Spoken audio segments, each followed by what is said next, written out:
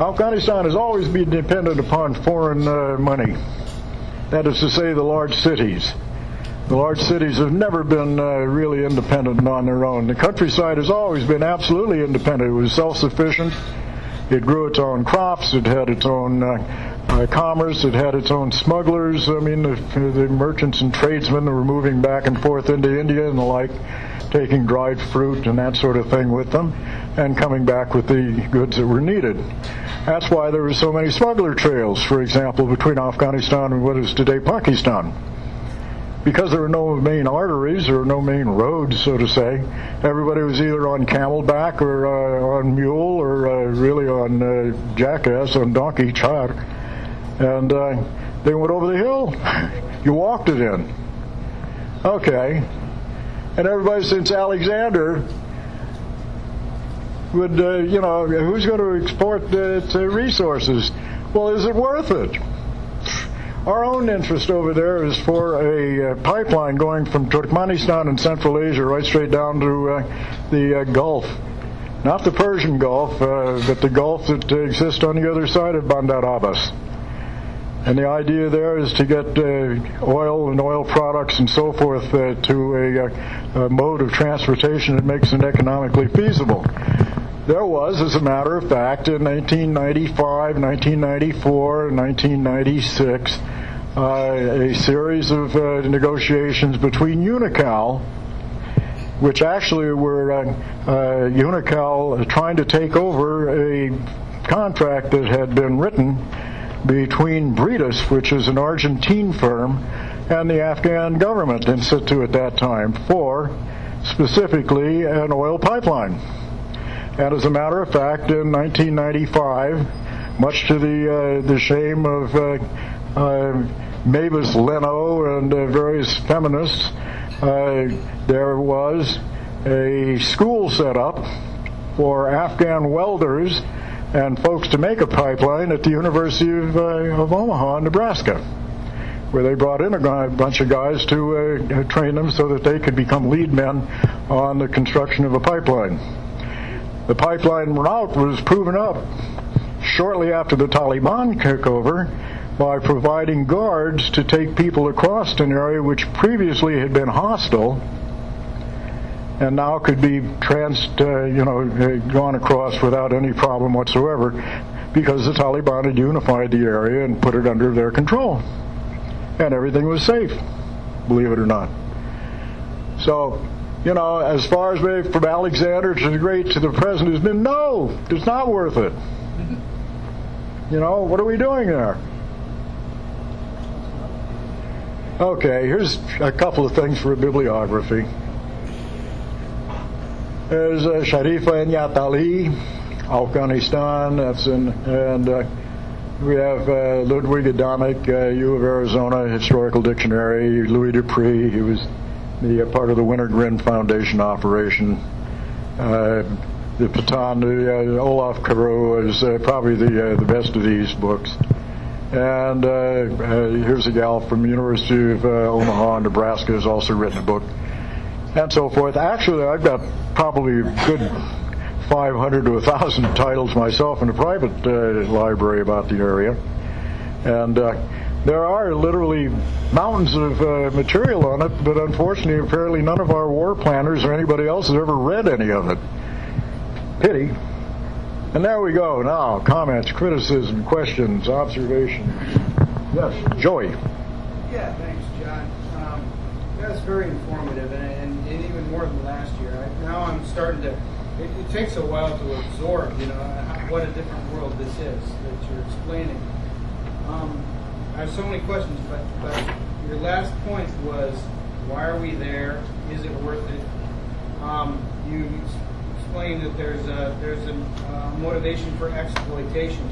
Well, of course, the political explanation of why we are there is, maybe I'm misperceiving it, but the dominant rationale of why we're there continues to be to prevent terror attacks on our homeland or and at our allies.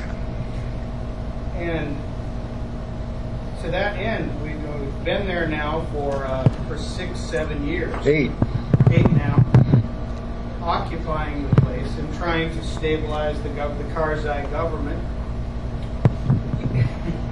Just putting aside what you think what the real objective, let's just address what the stated objective is.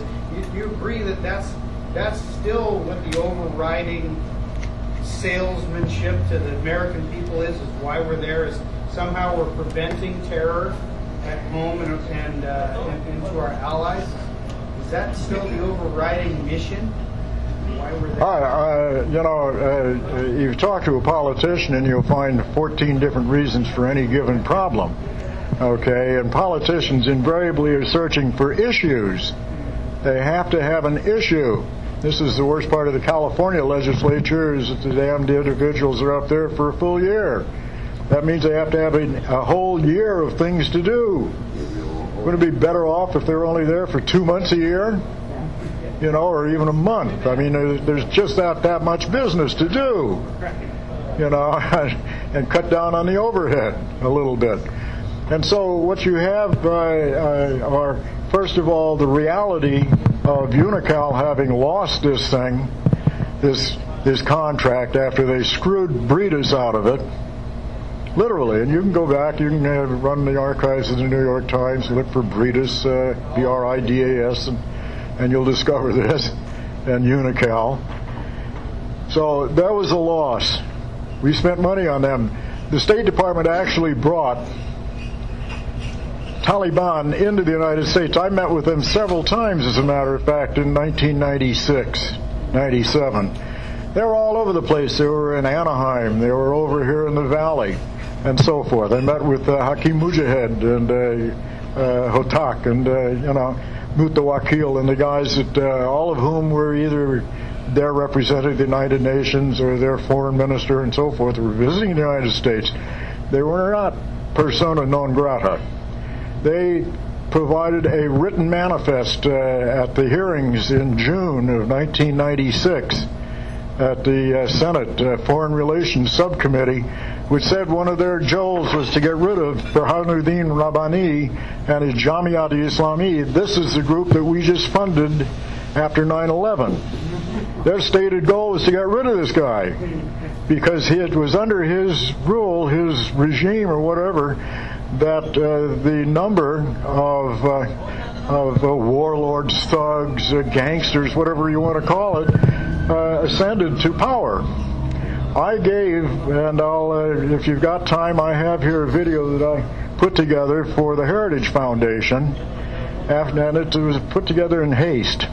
Okay, I got something like 3 weeks to put the damn thing together after I got back from Kabul.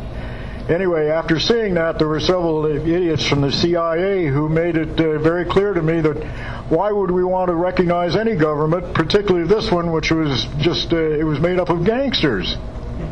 Okay, but these are the very people that Khalil Saad and Zolmai Khalil Saad and the Heritage Foundation ended up by backing, no more than 5 years later. So our duplicity is overwhelming. Why we're there now is beyond me. The maverick Arab Islamists, the Salafi Arabs, have gotten the hell out. They're not even there. Why are we there? When you say that their country is run by gangsters, how do you compare that with Obama? Is Obama a gangster? Or are other people in our government, are they gangsters also? Well, I'll leave that up to you.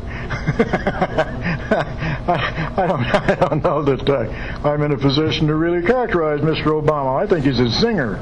I think he's working for somebody else. I don't know who in the hell he's working for, but I don't think he's working for who you think it might be, the Chicago Mafia. He slept one in on us. John, everybody in this country is against the Iraq War, including the mother, whatever her name is, and Obama and his followers. Now, all of a sudden, he's president, and he's supporting perhaps a build-up in Afghanistan and the war there. Why? Well, it's a good way to hedge on a recession. You'll notice that FDR pulled that particular switch, and we had World War II.